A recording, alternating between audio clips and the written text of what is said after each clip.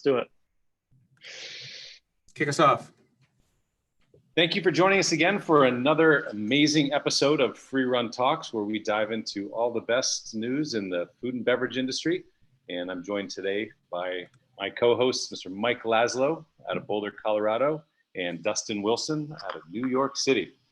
So a lot happening this week. So let's dive right into it and some of the big things going on in the news. We've talked a lot about leases and really that being a key portion or key in the success of restaurants opening and emerging from this successfully. One of the big items of question that has come up is the force majeure clause. And I want to hear what Mike thinks about this, because that's a pretty big word that I can't even pronounce, and let alone really have my full head around what that means. So Mike, can you give us a little overview of what the force majeure is and then what we heard about that this past week? Absolutely. And so to go back, I think probably 2 or 3 months ago, we first talked about force majeure. What that really, in layman's term, would mean is like act of God. So when you have a contract between however many parties you might have a force majeure clause, which says, if something happens that prevents me from performing under this contract, I'll be excused. And oftentimes you'll see that in leases, and it might say something like a flood or a fire. Act of God stuff might be a lightning strike, something like that. But then there's also governmental interaction, terrorist activities, or things like that truly no party could ever foresee or have control over. So COVID brings one to mind right now. It's not only the pandemic, it's the government response to the pandemic. And that comes into government action.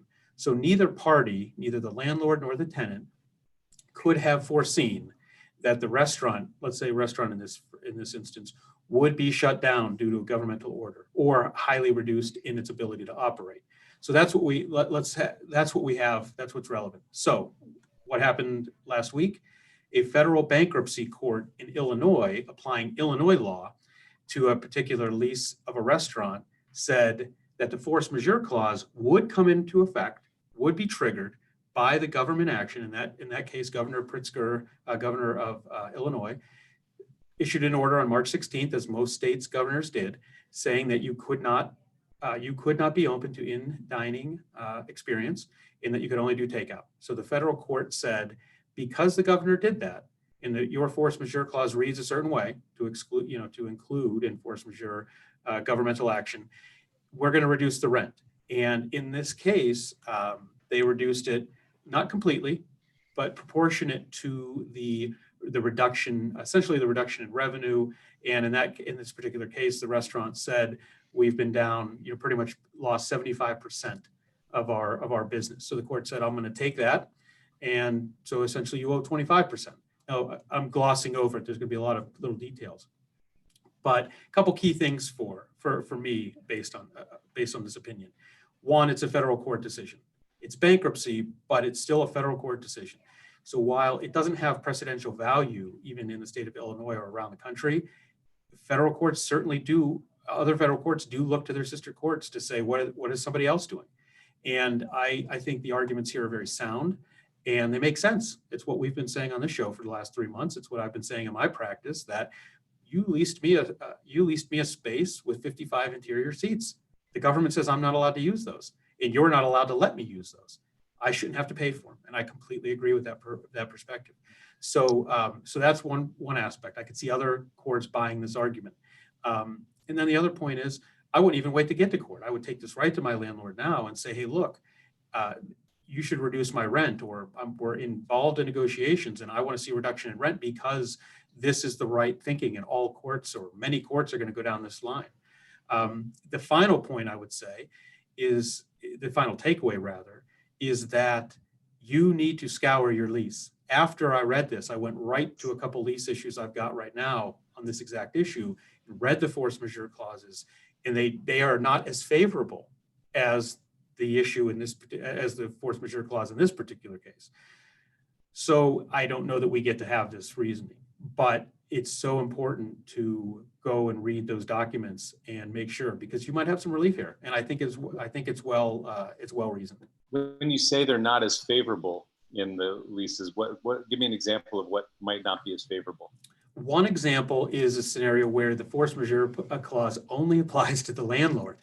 And so the landlord is relieved of the landlord's duty if a force majeure event occurs. That to me is absurd. I truly is absurd. I don't know how I just can't believe you'd sign that. But, a lot of these force majeure clauses came into effect, I don't know. I'm not sorry. A lot of these leases would be signed, 10 years ago for certain restaurants, maybe even 20 years ago, with just many options on top of that. And force majeure gets triggered so infrequently, it just doesn't happen that often. So we're going to see when you go renegotiate new leases, we're going to see a ton of attention paid to force majeure clauses. How would you look to structure that if you were, working on a lease right now? Knowing what we've just gone through, how would you structure that force majeure now? You'd specifically include the current scenario. You do your best to imagine every scenario you could. I mean, that's part of what you do. Fortunately, governmental action or just act of God gets you quite a long way. But what I would do is just make sure I would think it through and say, in the course of my business, what would I need in the event that one of these force majeure events took place? Here, we can look at it and say, I need rent relief. So if you have if it's not just that your obligations will be delayed during the force majeure period, but they might be excused completely. And, because of the type of businesses in a restaurant world we're running, you lose that revenue. It's gone forever. You don't get to just sell more goods, or you don't have a backlog of goods while more are coming in to sell. Like, you've lost those sales. They will never, ever come back. You shouldn't have to you shouldn't have to pay that past due rent later. Mm-hmm. So I would look at it that way. I'd structure it in a way that it relieves the obligation to pay certain rent, maybe even the triple net, something like that. So that happened in Chicago. Now what is the next step in that process? Is that the final word, or are there other rulings that come out? Or there could be other rulings. I mean, certainly it could be appealed. I highly doubt that. My guess is that this isn't worth litigating on this one particular issue. I mean, certainly they could continue to argue it out. That's all contract interpretation. So if I'm the landlord, sounds like Mike. It sounds like to me the best move would be for the operator to get a copy of their lease, check it out, talk to their lawyer, comb over that clause, and if it seems to be in their favor, then, like you said, go directly to the landlord. Don't try to litigate anything. Just go to them and say, hey, and it's important to note this is in federal bankruptcy court for a reason. They're not litigating this issue other than they went bankrupt. This particular entity filed for bankruptcy. So in the course of the bankruptcy proceeding, to determine what the landlord, the creditor, would be entitled to, and the creditor would say, I get 100% of my rent. The debtor would say, and this is how this came up. The debtor says, no, you don't get all your rent. I don't think you should. And so that's how this came up. I haven't seen any litigation yet that was brought up on breach of contract and where force majeure was a defense or something. So I agree. That's a pretty good statement to make to your landlord, saying like, hey, this is what potentially could happen.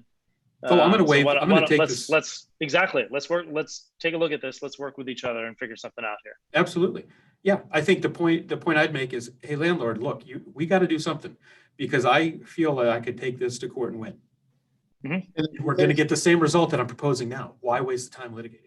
And I think it was easy for them to say, okay, you were allowed to operate at 25% occupancy, 50% occupancy, and scale it accordingly. I think what we've also talked about on here is that just because you're at 50% occupancy doesn't mean you're at 50% revenue or 50% profitability. But exactly. It is a step in the right direction, but it also, I think it's not exactly it's the cleanest way to delineate maybe how to prorate it. But as an operator, it's in your best interest to figure out how to be the most profitable possible, rather than just relying on this as your get out of jail free card. Yeah, and the other thing it allows you to do, in my opinion, is if you have a base rent, well, of course, you have a base rent, and you can say, look, I'm going to go to zero payment on the base rent, but I'm going to give you a percentage of my top line revenue towards my base rent.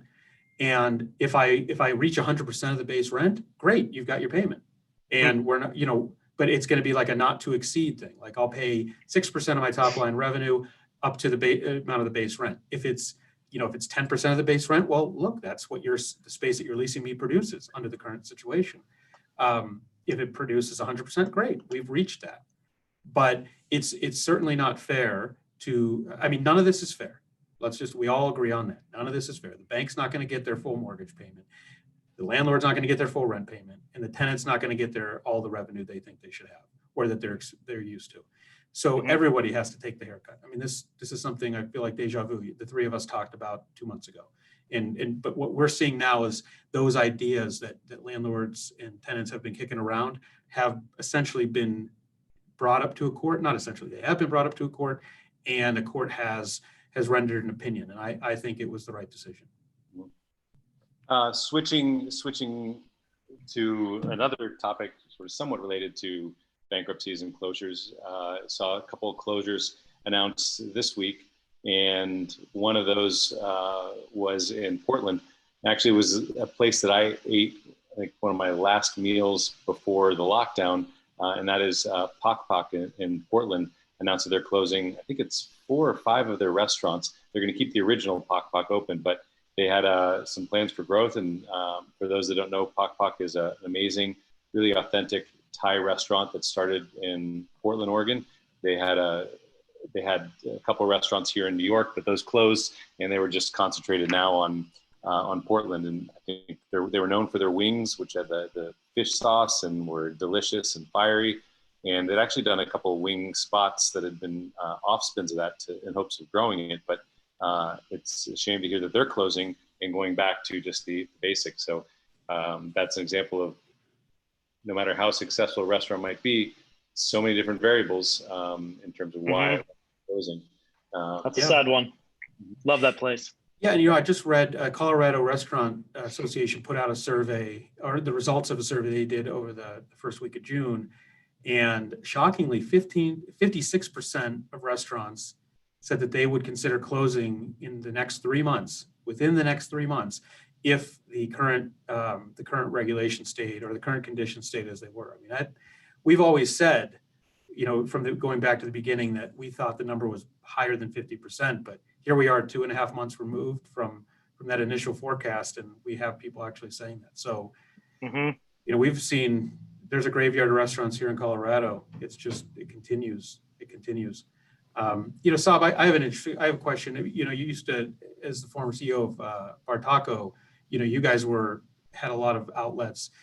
What do you think is, or what would be going through your mind right now as things are starting to reopen with ideas of potentially closing locations? And you don't have to speak to Bar Taco, but just generally, what's the mindset there? Sure. I think you have to look, as we talked about, how much time is left on the lease. That's one key factor. How it's been performing going into this, and run the models of, if you have a finite amount of dollars to invest in time, energy, and effort as well, where are you going to focus those? And you need to put them where there's the most ROI on it. So those restaurants that weren't as profitable, those might be a little bit lower on the time frame to test the waters, because you'd rather test the waters with a restaurant that's really firing on all cylinders than throw in one that has been struggling and just see that decline with it. There's not as much cushion there when you're dealing with those restaurants, but that's when you have to sort of take emotion away from it and look at it as an asset. And that's hard to do sometimes, and really make the decision of what's not just best for that business, but what's best for an entire company, and get creative with it if you can. I think there's an example in New York where Ariel announced that it was Charlie Palmer's restaurant. That was really just been an iconic restaurant. I think it opened in 1988, and now I think it's moved once or twice, and now it's on Bryant Park. But they announced that they're going to be closing that and rebranding it as Charlie Palmer Steakhouse. So I think that's got to be a tough decision for them, for the restaurant that really put him on the map, to make a decision to retire or sunset that restaurant and put in a steakhouse. And he has other steakhouses already. So I think you can look and say, okay, what are the business models like for those two, and which one do you think will be best? and still make it work within that space. But that's pretty interesting how they looked at it there. And you have a flagship restaurant. They have an off-spin in Mandalay Bay. It was one of those first sort of celebrity chef restaurants out there. And to think that the flagship is no longer there, but now the Outpost is the last flag that's flying the Oriole brand, which is interesting. Mm-hmm. Yeah. And what about the one-offs? You know, I mean, that's talking about multi-unit establishments. I mean, what goes through the mind? I've never operated a restaurant, so I defer to you both. You know, what goes through the mind of the single shop owner? I mean, what are we thinking about right now? I think everyone's trying to get as much focus and clarity in their crystal ball as they can, but you can't really model it. As we've talked to some folks, they have 4 or 5 models. They're just waiting to see which one that they're constantly updating with the latest information. It almost reminds me of when you see the hurricanes coming in, and there's 4 or 5 different models that they show, and they overlay them to try and come up with where they think they'll be to get the most accurate outcome. And I think that's exactly what people are doing here. You know, this week we're going into, we had phase 1, we're going into phase 2 in New York City. So that's going to give a little more clarity and understand what the guest reaction will be. And that starts to change it, but it's constantly tinkering with it, because you can't just dust off the business plan that you had before. And you don't want to throw in the towel if you see that there's light at the end of this tunnel. But if it's a little too steep or too dark, then maybe it is the smartest thing to do that. But it's going to be a little different for each place. I mean, I don't think you can generalize too broadly. Every restaurant is going to be in a little bit of a different position, whether it's the cash position or it depends on what their lease is or how much their rent is, or if their food is appropriate for takeout or delivery. There's so many kind of different variables that come into play. It's really hard to kind of just generalize. Yeah. Well, you just mentioned phase 2 in New York City. I'm not in New York City. I know you guys are. What does that look like? Yeah, so today we kick things off officially into phase 2 in New York City, which is a big deal. So this reopens outdoor dining, in-person retail instead of just curbside. Office-based jobs are happening again. Hair salons, barbershops, etc. New York City playgrounds are also reopening. So it's a big deal. It's up to around 300,000 more people are expected to return to work this week from that, which is really great. This also allows kind of the upstate regions of New York to move in towards phase 3 as well. So New York City is always just a little bit behind on that. But I think this is a great thing to see. I mean, for me, it's a step in the right direction. I look at the rest of the country and some of the states that maybe were lagging behind in the beginning, Texas, Florida, some of those southern states, et cetera, where we're now starting to see actually a bigger outbreak and numbers rising. New York, this is some progress, some forward progress is really nice to see in the city right now. So it's nice to see, and I think this will be the first glimpse that we'll get from a restaurant and dining perspective into how this has been affecting New York. Are there other places that maybe closed down that we were unaware of? What the reaction from the public is going to be? Are they going to come flocking back to these restaurants to dine outside, or are they not? I think there's going to be a lot of learnings in the next couple of weeks that we're going to get out of this. And just to clarify, Dustin, it's 50% outdoor dining. Is that correct? That they're permitting now? Yes. Sorry, but it is the first time that restaurants are allowed to open up some tables for guests. Yeah. So wait, I'm sorry. In restaurant dining is now allowed? No, outdoor only. Outdoor only. Okay. But So 50% of the capacity that you had, like if you were licensed for, let's say, however many square feet or how many, let's say it was 20 people, you could only do 10 people. So it's 50% whatever your outdoor occupancy is, but you still have to be social distance. And they put out the requirements for face coverings on all employees and what type of masks. And so I think that's something that's interesting. And they are also making face coverings available for free for small businesses, which I think is great. And one of the big questions that we've always had is, where are you going to get the PPE in this time? Because it's not as though you can just go on Amazon. It becomes harder to get that as there's more of a demand for it. And I think the state is actually creating an online marketplace for that to help businesses provide their teams with the necessary equipment in order to be compliant with that, which is good. So, are you your operations, Dustin, as a result of phase 2? Does this impact you in the wine shops? No, we thought about it. We talked about potentially opening our doors and doing something a little bit different. In San Francisco, we pivoted slightly. We're now keeping the door open, and we set up a little bar cart for people that are in the neighborhood that can walk by.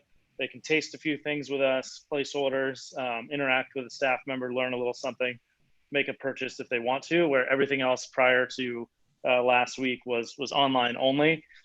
In New York, it's a little trickier. The setup is slightly different. The location of our shop in New York is not quite, it's very busy in normal times. There's a big Citibank office building right across the street from us that everybody's staying home right now. So we're not seeing the foot traffic that we normally do. We also don't have the nice kind of mild weather of San Francisco either. So temperature plays a role. So our business, we're staying as we are in New York, keeping the shop closed down, doing everything online still. But I know, for others, this is going to change the game a little bit. Well, I have talked to a number of folks, and depending on where they are, that's dictating on their decision on whether they open or not. Just because, like you said, nobody's coming back to business, to their offices, so that hurts their restaurants. So some of the restaurants around, like the theater district, obviously there's no Broadway shows going on, not much of a draw for tourism there. They're better off to stay closed during this time. Yeah, I think the thing that I'm most excited for here is sort of that initial peek into the uncertain customer demand. We've kind of been hypothesizing about what that's going to look like. We've heard it in other markets. We thought the demand was going to be really high, but now what we're actually hearing is like people aren't going out as much as we thought they might. So what I'm really interested to see what that looks like here in New York City specifically, as places can reopen and you can go and dine and sit outside and do something. What that demand is going to look like, because inevitably what we're also seeing, travel is still down tremendously, right? People are not getting on planes, they're not coming in from out of state or out of the country. So we're lacking a lot of the tourism that we normally see here in New York. So you got to think, okay, it's going to be mostly locals. So in my mind, are the more tourism based restaurants, they're probably not going to see as much. Are the local spots going to see, what they're used to seeing? It's going to be really telling, I think, in these next week or two, to see what people's behavior is like. I have some Colorado statistics not to answer Fire more away. questions, but pretty topical. I really appreciate you propping me up like that. So from this Colorado Restaurant Association survey, and again, pretty recent, 66% of restaurants that have reopened say they have customer demand for more capacity. So that's pretty positive, and actually goes against what some of my clients have been telling me as far as consumer demand goes. So I'm pretty interested to kind of I'm going to talk to a couple of clients about that who have restaurants who have said we're not seeing the demand that we thought we were. So I wonder what kind of restaurants actually responded to this survey. I mean, that's the other thing, who's taking time to respond to the survey. Then 32% of restaurants say they are turning away more than 50% of their normal capacity. So some potential positives there. I have noticed, though I think you guys have a different scenario in New York City. I have noticed Boulder and Denver area being busier. Going out this weekend, even just to the grocery store, I will say the grocery store was packed. This was on Saturday. And I'm still on that once a week or once every 10 to 14 day grocery store run, and packed. So I felt like it was back to normal, but then you look around and still stores are dark, but interesting stats. More states open, especially now, they can, but the question of will people come back, I think also has an impact on unemployment. And I know federal, the COVID bonus payout on unemployment is set to expire July 31st. That's right. So it'll be interesting to see what happens to restaurants, and is the volume coming back? Because if it's not, then you're not really hiring people back. And also restaurants are then closing again to secondary second wave or any infections. That also has some impact on it. So it'll be interesting to see I know that'll be a topic of discussion, but it'll be interesting to see how they weigh that or what they look to make decisions about that. Yeah, one more point on the phases. Two things. Back to this survey real quick. 88% of restaurants that are open for dine-in service say their customers are following the social distancing. I thought that was pretty positive. And then 72% say their customers are wearing face masks. I'm surprised it's only 72%, although I think when I hear 72%, I think it's positive. However, it's kind of surprising it's not 100.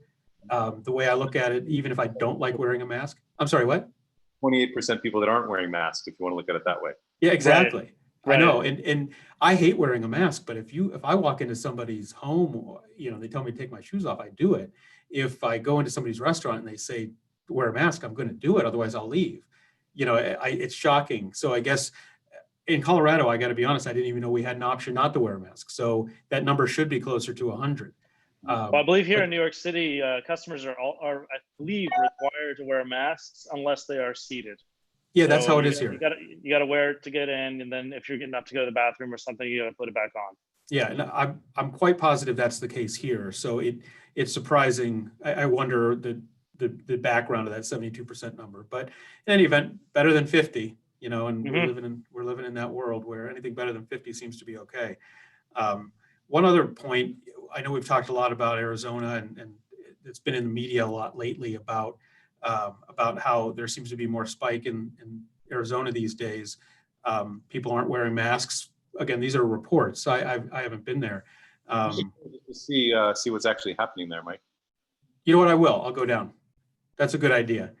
In preparation for that, I was thinking ahead. I called to make a reservation at a pizza shop in Scottsdale 2 days ago, and they told me that they're not taking reservations. They're only taking walk-ins.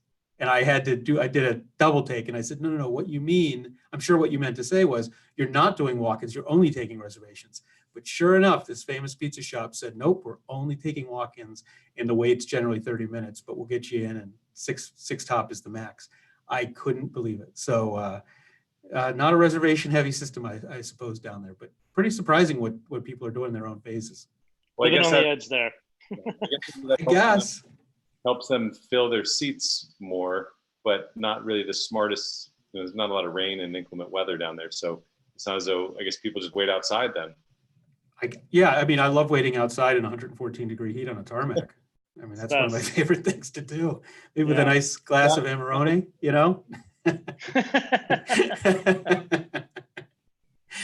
Oh man. So yeah, very interesting what people are doing around this country. But I will give a full Freerun report and use a Freerun credit card. Thank you. Yeah. So next, just a quick change of topic. Also, more recently, the IRC presenting the restaurant recovery bill for $120 billion. I think this is really interesting. It's now starting to get some traction with some senators, bipartisan senator support here. So where do you guys see this going right now? Where's it at? I'm happy to kind of give you a little thought process on this from a legislative perspective. One, it's not just gaining traction. It has traction. Back last week, I think it was Thursday. Let's see here. I got their names. Senator Wicker, who's a Republican, and Blumenauer, who's a Democrat, proposed in a Senate version of the bill, and at the same time, House members in the House proposed a very similar bill. So they're almost identical bills pushing this $120 billion relief program. So pretty impressive. Now it really comes down to, is the bill going to gain traction within both houses? And is one version or is some version of both of them going to actually be passed? That, I think, is the issue. I mean, that becomes the political football. Do certain senators say, well, we've already given so much money. Do we need to give more? because they got to go find $120 billion to give. Mm-hmm. You know, I think one thing that I was really impressed about it was the acronym itself was pretty impressive. So it's called the Restaurants Act, and restaurants stands for Real Economic Support that acknowledges unique restaurant assistance needed to survive. So that's, I mean, whoever came up with that, I mean, that is it's impressive. That's a $120 billion acronym right there. Yeah. There's a team down in the basement, you know, Yeah. like figuring these out. You have to do their resume with it because that's impressive. Smoking cigarettes and we need a restaurant, Bill. But in all seriousness, I do think it's great to see that it is making progress. You know, I think Congress is out until July. So there's gonna be some time before it picks up. And obviously there's a lot of other important topics they're gonna be tackling. So I think it's kind of wait and see on that front. But I did go to the IRC page to look at it. And this is just something that I kind of kicked myself for, is like forgetting, okay, every time there's one of these new bills, you have to go on into IRC's website, Save Restaurants, and sign again. Yeah, sign it again. Because if you sign the one for PPP, doesn't mean that you signed on for this one. And everybody's health really matters, especially as it's gaining momentum to be presented. So the more awareness that people in DC have about it from restaurateurs, all the better with it. And this is the one that is dedicated to smaller restaurants. And there's 11 million people that this would help, and also provide assistance also to farmers, fishermen, et cetera, that supply those independent restaurants. So this is not just restaurant itself, but also goes to the supply chain, which is also great, because if you open and there's no supply chain, that's a big issue as well. So yeah, and that's part of the differences between the House and the Senate. So reading here, under the House version of the bill, the restaurants that aren't part of a larger chain would be eligible, and then the Senate bill allows some franchise, you know, being a part of a larger chain under certain circumstances to be involved. So a little bit of a mix of IRC and NRA there. But I always, you know, we've always said on this show, if NRA and IRC can work together, why not? You know, if we can advance common interests, why not? You know, there's a point where I believe publicly traded companies would not be eligible. So, you know, you knock out a bunch of restaurants right there anyway.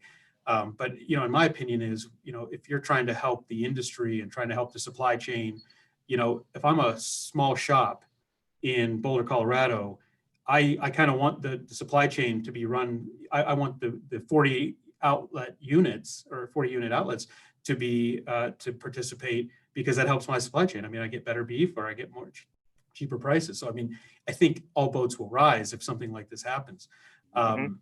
It would be just a couple points here, be administered by the U.S. Treasury, looks like, and let's see here. Funds could be used to cover rent, payroll, utilities, and supplies, including to pay back money owed for before the pandemic. So, you know, could really give some great relief in a way that, you know, PPP, while a very good program, maybe still stops just a bit short.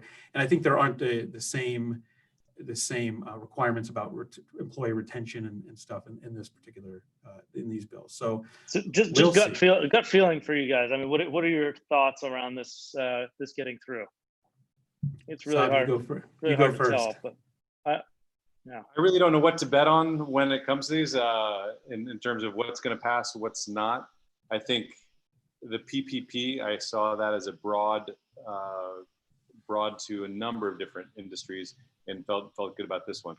I'm partial to it. I hope that it does, but I also don't know how many other industries are out there asking for something similar to this. Yeah, that's the first thing I think of is like, okay, you're kind of going to the bank, right, and petitioning to get some money out of it. And if yours goes through, you know, my guess would be the floodgates of other industries would be right behind you. So I think it's maybe, I guess if I'm thinking about it from the legislator's point of view, you know, you got to be ready for every niche industry after that to come asking for funds for relief as well. So I hope for the best. I really do hope that this works out. I mean, it's more of a personal connection to the industry and friends that are working in it and whatnot that I hope it works out for. And maybe I'm just being overly skeptical, but I get a little worried about how this might pan out. personally. I mean, if you do look at, we're in a recession, how we get out of this, and then helping get unemployment fixed. If this can actually help on the employment front, it will be, because in the past they've bailed out auto manufacturers. They've done that with bills towards airlines, and so if you follow that logic, it's definitely helps on that front. If you're trying to Main Street USA, these are the restaurants that would be eligible for that. So I think the biggest thing they have going for them is the sheer volume of employees that would be losing jobs, or they could be saving if this does go through. So it beats out just about every other industry. I'm probably more in the Dustin world of being a skeptic. And while I want to see this pass, I have a couple of thoughts. One would be, we're in an election year, and some people want to see the unemployment numbers go down, and because that's good for election. And some people want to see them remain high, because that's really bad for a current administration. So whether that would play into it or maybe kick the ball down the road, I think that would weigh into it. But because you have both houses with bipartisan support, that to me shows at least a willingness to push this forward. And Republicans generally would come at it from the business perspective, and Democrats would generally come at it from an employment perspective. And if they all are on the same page of saying, well, this can help both, it certainly gives me some hope. If it was anything less than what it is, I would be very skeptical. Now I'm just slightly skeptical. And by the way, I'm sorry, one more point. There happens to be $120 billion left of PPP funds. And if the Treasury is going to be the one, monitoring under these proposals, if the Treasury is going to be the arm doling out the funds, is there a point where you say, okay, let's turn off PPP because the 6-month clock is about up, or is about, we're going to start to work inside that 6 month. Maybe we just say, you know what, PPP, we're done. In the 120, we're going to now move over here. Congress has already given us the money. Now we just find a way to reallocate it. That's way too perfect of a dream of a puzzle piece fit, but it's a concept. I mean, what if they're like, hey, yeah, take 75 billion. Now you're only asking for 50 more, something like that. I mean, I was shocked when I looked as of 2 weeks ago, the PPP funds, there's about 120.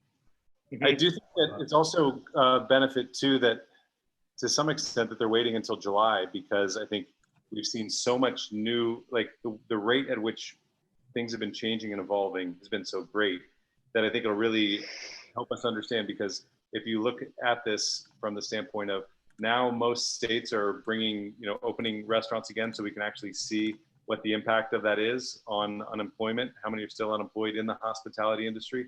You'll also start to see what consumer spending does. I think that's key.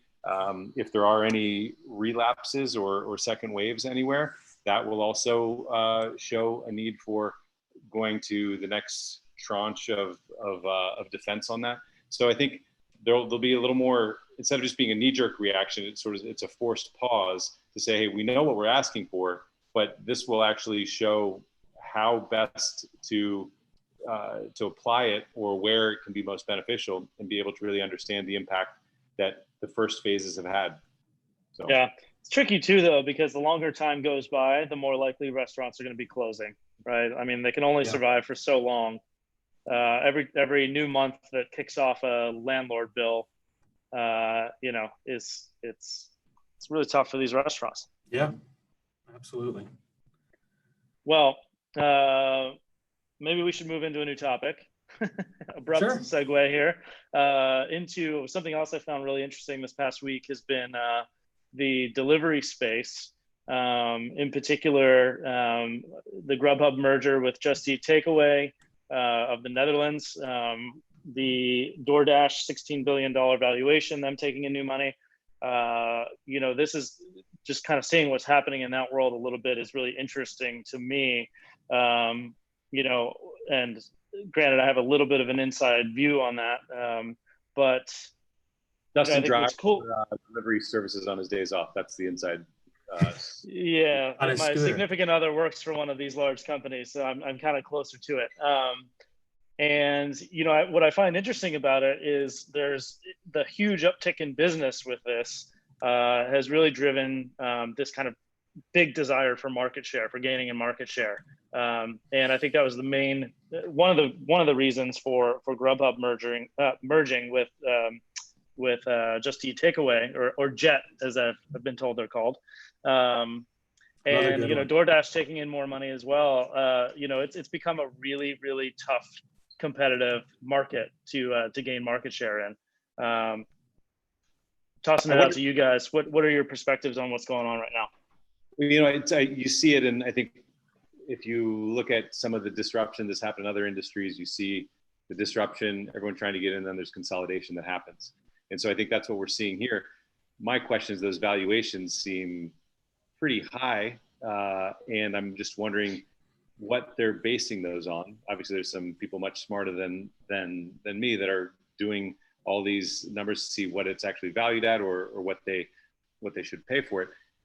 But if you're basing it off of this spike in volume, or you are getting new customers, but you're also, it's not a true test of how well it will do, because you have no restaurants. There's not as much competition out there. You're also seeing I'm with you, Sub, on that. And when we open, one of the unknowns is going to be, and I don't know how much of their sales is at lunch versus at dinner time in various markets. Obviously, there's some very detailed analysis that I'm sure they've done, but I think that at lunchtime delivery is going to take a while to come back as we're waiting for it to come back. So I think, yes, it's there, but I just don't, it's a big number. I don't know how you get to that, or what the outlook looks beyond that, because there's so much uncertainty. And I can't imagine. Sorry, I was just gonna say a little. These are a little bit different because Grubhub is public, so you can actually see what their numbers are. DoorDash is not, so we don't really know exactly what's going on behind the scenes with that company. One thing that I found to be interesting, living in New York, I think we live a bit in a bubble with Seamless. Seamless is basically what everybody uses here in New York City, which is owned by Grubhub. DoorDash, though, represents almost 50% of the market share for the US, which I found to be a huge number. I didn't realize they were such a big player. So the $16 billion valuation compared to the $7.3 billion acquisition cost of Grubhub, you could start to, at least on a high level, see how that makes a little bit of sense. Grubhub is only at 17% market share in the US.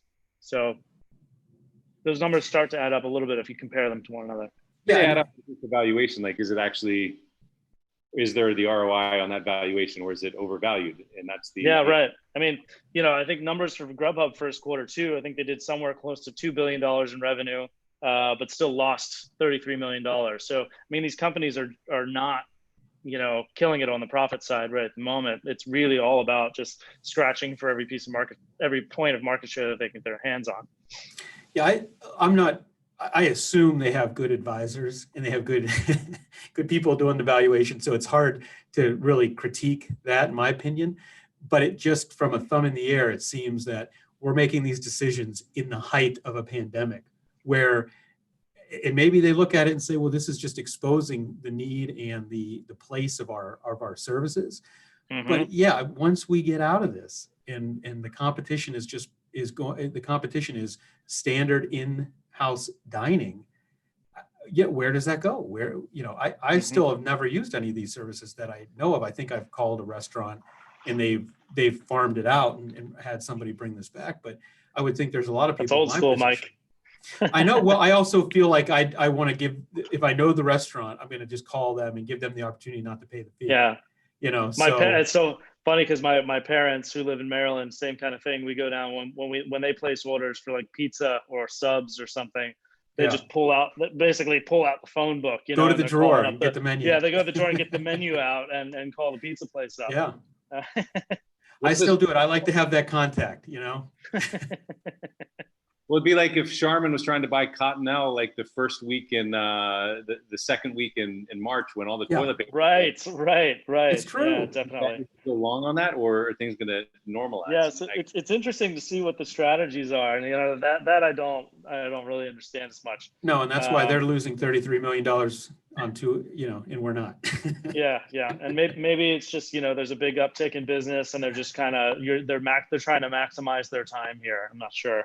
But what's interesting too is that there was an element of consolidation at the beginning of this acquisition, because Uber was in talks with Grubhub to be the purchaser there. And then they got sidelined from Jet in the Netherlands. And so I think that, the industry, from what I see, is at this point of where it is going to start consolidating. And maybe everybody's just clawing up as much market share as they can to get those valuations, to get the highest price that they can get. My gut instinct is that in the next couple of months, you may start seeing more of this. It's interesting too, like Uber, you think of Uber as one of the key disruptors in a lot of aspects of life. Now, are they getting disrupted from the standpoint? Oh yeah, definitely. The big hit for them too. This is a big deal for them because their driving business is down tremendously due to COVID. All the metropolitan areas where they get the most business, nobody's really using them, as not to the extent that they were. So that business is way down. And travel. And travel's way down. So they were looking at this acquisition as something to really boost themselves. So to get sidelined from that, I think their stock price, sorry, are they public yet? I can't remember. They definitely tanked quite a bit from being pushed out of this acquisition. So on that, be interesting to see what happens with them too. Yeah, and on that note, I heard over the weekend that the family and personal travel is going like this, and the business travel continues to stay. I mean, I think plateaus stay bad, and that's not expected. Conferences, meetings, but the big ticket items that we don't know are going on, all conventions, they're just going on in every city in multiples every day in a non-COVID world, are just no longer happening, and just how much that's taking out of the economy. But in any event, very interesting stuff there. When you talk about courses and you talk about strategy, I think this is a departure from the business side of things, but on the wine side of things, this week, they've started to, the Court of Master Sommeliers starting to look at their exams that they have scheduled for the rest of the year and starting to map out what that looks like. And I believe the in-person exams are delayed until July 31st at least. They're going to take a case-by-case approach to that. The advanced exam, which was going to be in April, obviously that didn't happen, is going to be slid a year. So they're moving it from April 20th to April 21st. And the MS exam, I'm not sure how they're going to be planning that, but I have to think that due to the delays in the in-person exams, that slides as well. But Dustin, this is something I feel for the candidates that have really focused on setting out and said, I want to better myself. I want to put myself out there and go through this exam process, and to really, what it's like. You have a deadline and you really charge for that as your training day. And when this goalpost gets moved, I feel for the candidates. But how do you think about that in terms of how do you make the most of that delay? Because if you look at the psychological impact, it could be devastating, but also if you look at it from the opportunity, how do you make the most of that? Yeah. I mean, my first inclination, if it were me, if I'm putting myself in the shoes of a candidate again, and things are going on right now, one of the biggest hurdles that most candidates face is the opportunity to find time to prepare, time to taste, time to study, time to practice service, whatever it may be. And I feel like right now that they've got, unless they've gotten another job doing something different, they've got time in spades right now. So I think now is a perfect opportunity to be hitting the books really hard, tasting, more than you're used to, just really hitting it hard at the moment. I think where I could also see some trouble is, just mentally and emotionally, this is a tough time, right? You're probably out of a job. Maybe you're paying much more attention to your finances than you used to be. You're a little unclear on where things are going. Are you going to have a job to go back to? A lot of things are up in the air too, which can cause a lot of emotional stress. So and this is going to sound a lot easier said than done, but, kind of taking these moments too, to check yourself and your emotions and start practicing some emotional, like exercises, if you will, of getting yourself calmed down if you tend to get worked up. Because Sab and I, we talked about this, when you go to the exam, you get really worked up, right? Like I think back to when you and I passed, one of the things we did before we went into like taste or go in for service is we'd, play some nice music, lay down a little, calm ourselves down, get the heart rate rested, and, get ourselves kind of in a really good kind of Zen mental space before we walked into that exam. And that takes, concentration, that takes effort. You have to be intentional in getting yourself into that headspace. And I think right now with everything so turbulent, it can be easy to have your emotions going up and down and all over the place. But if you kind of focus on how to keep yourself calm, I think that exercise will pay dividends come exam time as well. And I think that, go ahead, Mike. A question I have is, how much do you think it affects those candidates or those candidates who are no longer on the floor serving? How much do you think that absence from the day-to-day or night-to-night experience in the restaurant is affecting, their preparation, and can you replace that? Is there any way to replace that experience? Well, I was 5 years off the floor when I passed. Okay. I was the food and beverage director at Benell. I hadn't worked the floor since my days at the Inn of Little Washington before then. So yes, I was around restaurants, but I think it's how you build a foundation that can then transfer out there, because there's a common thread. And I think theory is one of those.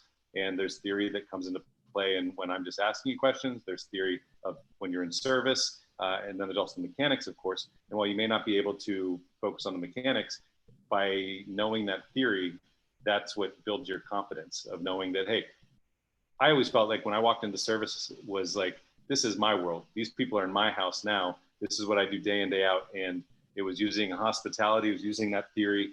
And if you had that, that's what really gave me the confidence. Whereas when I walked into tasting, that's where, I took tasting 4 times before I passed it. And that it was between my ears that was the most challenge. And every time I didn't pass, I said, what can I do differently? And Dustin, I remember last time I watched Som and seeing seeing everybody in there. It's like, wow, they really let themselves go. And it's one of those things where you're just like focused solely on studying and passing a test. Your diet, your sleep, your, personal life all goes out the window. And my mindset was like, I don't want to come up 1 hour short when I go in there to find out that I came up 1 hour short and I have to go back and do it all over again.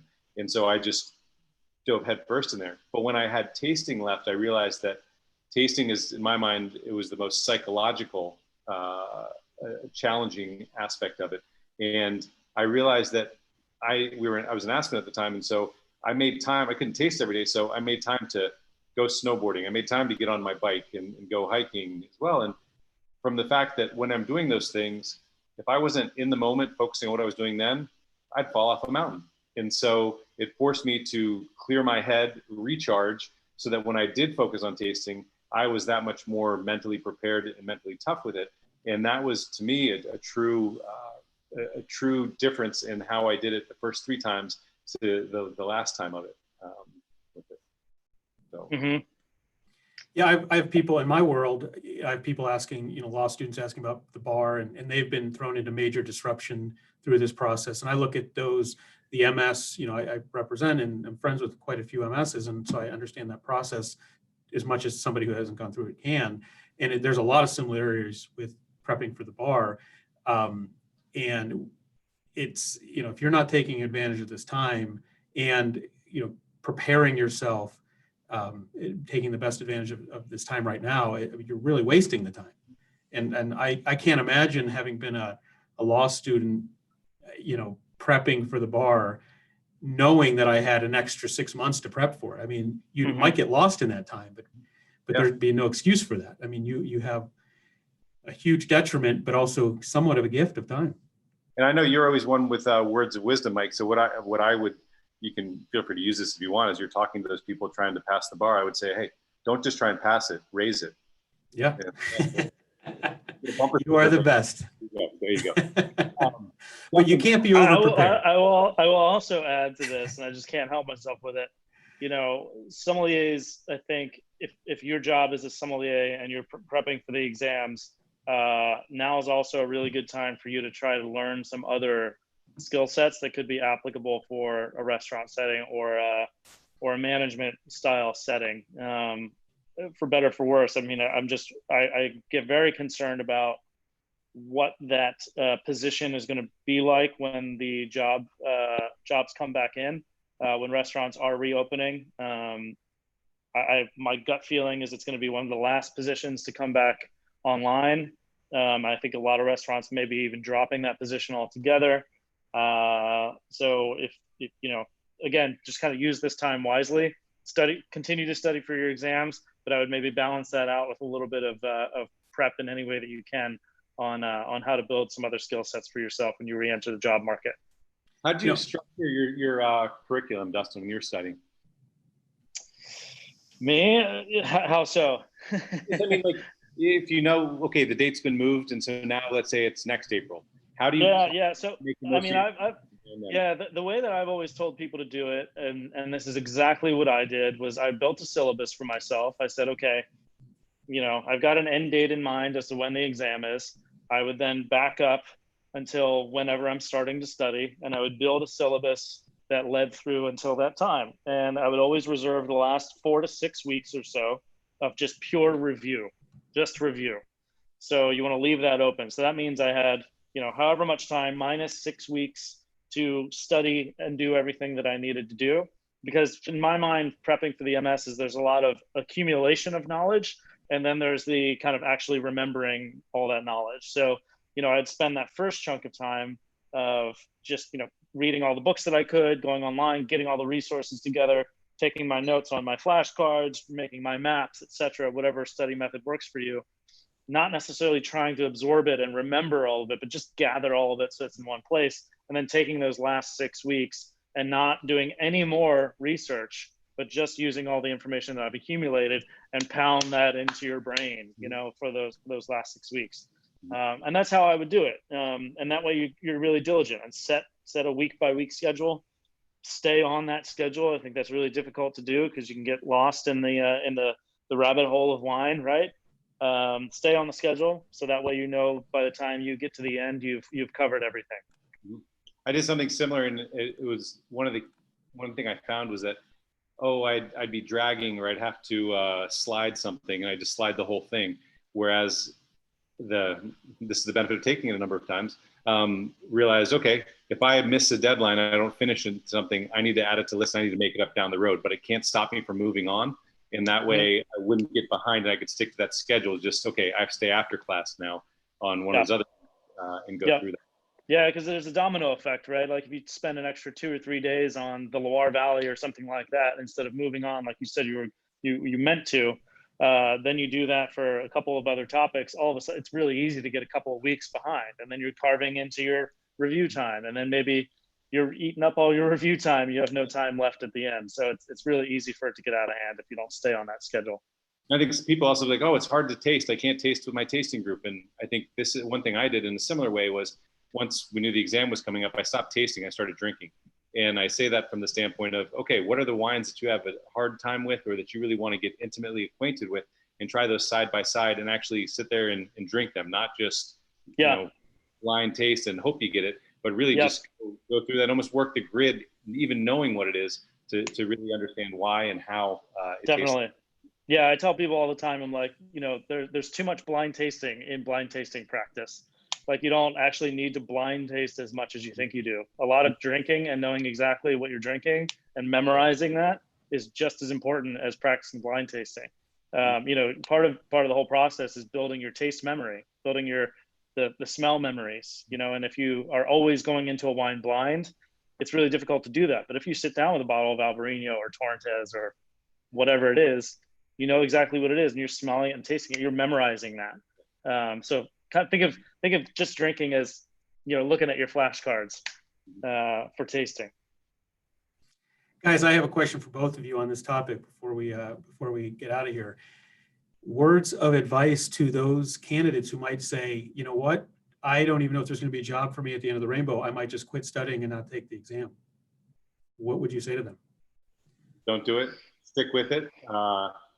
It's a foundation. It's something that helps you in all aspects of it, whether you stay in the wine side, if you're still working the restaurants, you're still around it. And I think, one day you're maybe running a restaurant company, but to really know the ins and outs of all of that from a training standpoint, from a business standpoint, are really, really helpful. And to Dustin's point, nowadays there's even more emphasis on the business of the sommelier in the exam, and will continue to be. So this is a perfect time to really focus on the business aspect of it and understand what you can do in different scenarios, and come up with sort of word problems, if you will, that you really focus on. And I think that's where you can help study. That also helps you broaden your experience and familiarity with a topic that is usually secondary for a lot of wine professionals.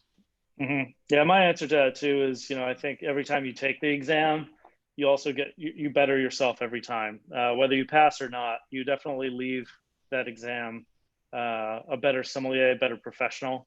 And I also think there's value in the discipline of studying and preparing. I think the more you kind of force yourself into that and realize that you have a lot of control over how you use your time and using it wisely and structuring it that way, I think those skills, even just the time management alone, is something that will translate into something really valuable no matter what you're doing afterwards. So I think there's a lot of other kind of ancillary values into going into that exam rather than just using it to get a sommelier job. Yeah, I would agree. I think in all aspects, don't let a temporary hiccup make a permanent decision for you. Right. If you don't want to take it, fine, don't take it. And I'd say the same thing with, the bar or any other project, but don't let something like this change, become a permanent answer to a question you didn't even think you had asked. But good stuff. That was great insight there from two MSs. So thanks everybody for joining. We're going to kind of be switching into a new format here as schedules change and as things start to reopen. Doing a live show every Monday isn't necessarily possible for us every time. So we're going to move into a podcast, a pre-recorded podcast type approach. And our podcasts are now available on on Spotify and on iTunes, and they are up. This episode should be up later today. We're very excited about this, and the reviews so far have been great. So thank you so much. Make sure you listen, give us some thumbs up, and share with your friends, and also give us a 5-star review. Really appreciate that. The videos will still be available on YouTube, so you can go and see these two gentlemen's smiling faces and deal with me. But nonetheless, it's still going to be available. Send us your questions and topics for future shows. Because we're not going to necessarily have the live interaction every Monday, but we want to be able to answer your questions. I see we had a few today. We'll do our best to answer those offline, and just stick with us. We really enjoy this, and really looking forward to the podcasts. So with that, gentlemen, for Sabato and Dustin, I'm Mike Laszlo, and we will get you on the podcasts.